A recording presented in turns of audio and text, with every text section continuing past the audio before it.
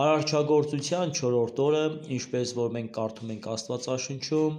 Աստված ստեղծեց լուսատուները եւ ներսես շնորհալին արարչական իր այս շարականի մեջ, երգի մեջ, որը որ մենք ամեն առավոտյան ժամերգություն երգում ենք եւ մանավանդ չորեքշաբթի օրը սրա մասին ենք երգում, ասում է, որ այդ ամբողջածավալ տիեզերքը եւ Աստծո անհունը լցնող ամբողջածավալ լույսը, որ կար, որ ստեղծվել էր առաջի օրը կամ եղել էր առաջի օրը, կենտրոնացավ, խտացավ եւ երկնային արեգակը լուսին եւ մնացած լուսատուները ստեղծվեցին։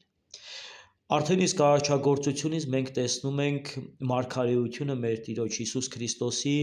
մարմնանալուն եւ մարդանալուն, որովհետեւ Աստվածային լույսը Հիսուս Քրիստոս, որը որ հավիտենական Աստված է, որը որ ամենուր է, ամեն ինչի մեջ է եւ ամենը իր մեջ են, այս լույսի նման խտացավ եւ գալով Սուրբ Կույս Մարիամ Աստվածածնի արգանդում բնակվելով ծնվեց եւ որպես մարդ դրվեց, որպես մանուկ դրվեց մսուրի մեջ եւ խանձարուրով պատվեց։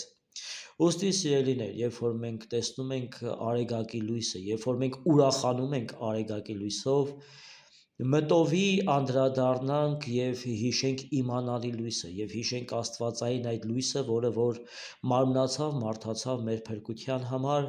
եւ մեր հոգու եւ սրտի մեջ այդ ուրախությունը արծարծենք, գտնենք եւ միշտ պահենք։ Քրիստոս ծնավ եւ հայտնեցավ։